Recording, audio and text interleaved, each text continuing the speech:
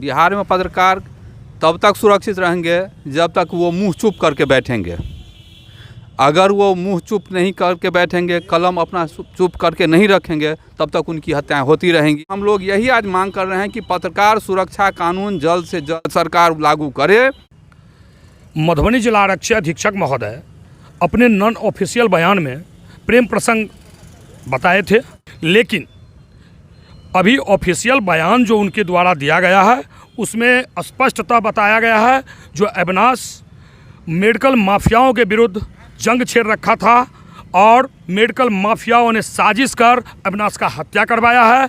मधुबनी में candle march पत्रकार संघों द्वारा निकाली गई है और यह मार्च एक प्रकार से पत्रकारों के बीच में जो असुरक्षा है, यह असुरक्षा झलकती है कि आखिर कब तक बिहार में पत्रकारों के साथ इस प्रकार की घटनाएं होती रहेगी। जिस प्रकार से प्राइवेट हॉस्पिटलों के खिलाफ जो प्राइवेट हॉस्पिटल पिछले दरवाजे से अवैध काम कर रहे थे, उन कामों को उजागर करने में पत्रकार अविनाश लगातार मुहिम चला करके उन माफियाओं को उजागर करने का काम किए थे, जिसका नतीजा उन्हें इन माफियाओं ने मिलकर हत्याएं कर दी।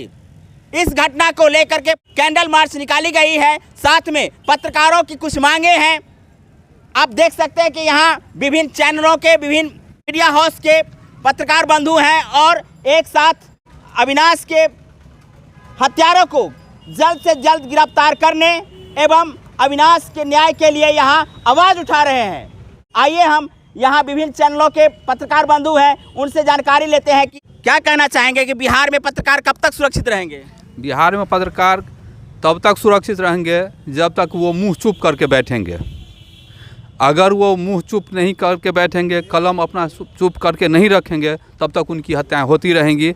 अभी जो पिछले दिनों में कुछ ऐसी घटनाक्रम हुई है, उससे यही जाहिर होता है। बेनीपट्टी अविनाश हत्याकांड स्वास्थ्य माफिया के विरुद्ध चलाया गया एक अभियान था, जिसके चलते उनकी मौत हुई। अररिया में, रानीगंज में एक पत्रकार को बुला के गोली मार दी गई है, चुनावी रंजिश में वहाँ गोली मार दी गई। उसके बाद और भी कई घटनाएं हुई है। मधुबनी के आरके कॉलेज में डीएम ने पास जारी किया था पत्रकार को, उस पत्रकार को वहाँ घुसने नहीं दिया गया था, उस पर हाथ उठाने की कोशिश की गई थी पुलिस द्वारा।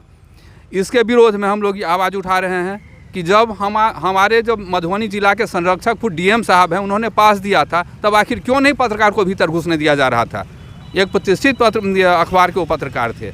तो इन सब बातों को लेकर हम लोग यही आज मांग कर रहे हैं कि पत्रकार सुरक्षा कानून जल्द से जल्द सरकार लागू करे और पत्रकार की सुरक्षा, वो जो बाहर जाते हैं, खबर बनाने जाते हैं, वहाँ उनके साथ तालमेल बना के काम किया जाए, प्रशासन के लोग काम करें, उससे ही सौहार्दपूर्ण माहौल आगे बन पाएगा।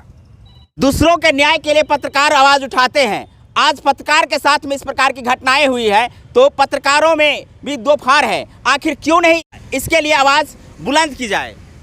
हर पत्रकार का ये कर्तव्य है कि जब पत्रकार पर कोई भी समस्या आती है तो एक साथ एक आवाज़ में सुर मिला के आगे बढ़े और अपनी सुरक्षा के प्रति सबको सजग करे, अपनी एकता दिखाए। जो पत्रकार ऐसी बात नहीं करते हैं, उनके बारे में क्या कहना चाहूँ वो खुद ही समझ सकते हैं। अविनाश हत्याकांड में एक तरफ प्रेम प्रसंग की बात की जा रही है तो दूसरी तरफ लगातार इस बात को दिखाया जा रहा है कि उसकी हत्या हुई है, तो इसमें कितनी सच्चाई है। मधुबनी जिला आरक्षी अधीक्षक महोदय अपने नॉन ऑफिशियल बयान में प्रेम प्रसंग बताए थे जो अविनाश का हत्या प्रेम प्रसंग में हुआ है, जैसा कि हमारे मीडिया के बंधु के द्वारा ही पता चला।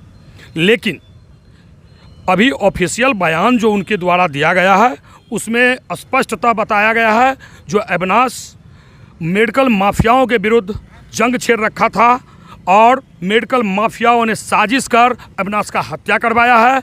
हत्यारों को मैं अविलंब गिरफ्तार कर लूँगा।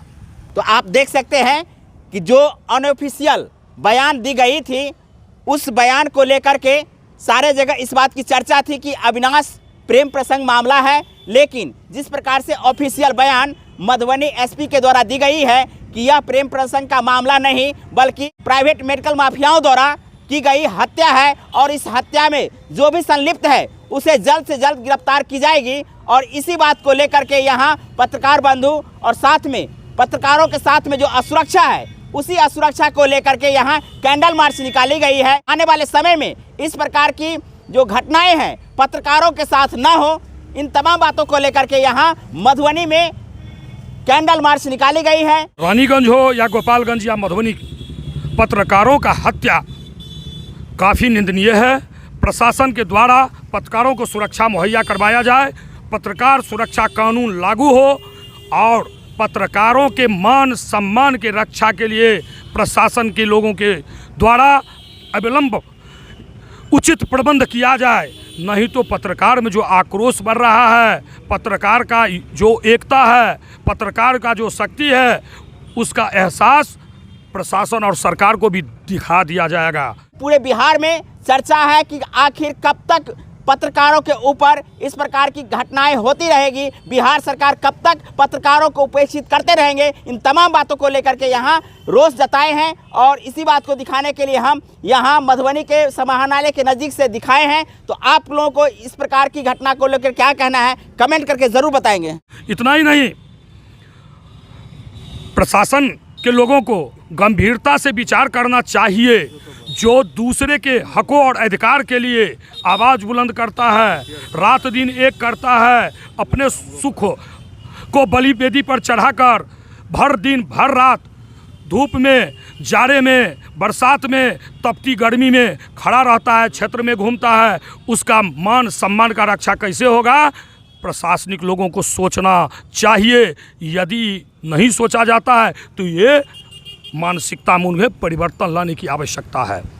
तो आप देख सकते हैं चौथी स्तंभ एक प्रकार से असुरक्षा जो महसूस कर रहे हैं, प्रशासनिक व्यवस्था के अंतर्गत रहते हुए दिन रात काम कर रहे हैं, चाहे जाड़े हो, गर्मी हो, धूप हो, बरसात हो, 24 आवर्स प्रशासन के साथ कहें, सामाजिक न्याय के लिए कहें या कहें कि सामाजिक जो एक समन्वय है, प्रशासनिक व्यवस्था है, इन तमाम बातों को दिखाने के लिए चौथा स्तंभ खड़े रहते हैं। तो आखिर इनके साथ जो हो रही हत्याएं हैं, आखिर इनके साथ जो हो रही ये घटनाएं हैं, ये कब तक होगी? इन तमाम बातों को लेकर के यहाँ आप देख रहे हैं किस प्रकार के सरकार के साथ में और प्रशासन के साथ में कहे हैं कि न्याय करें, अन्यथा हम लोग भी आगे बढ़ने के लिए बाध्य होंगे।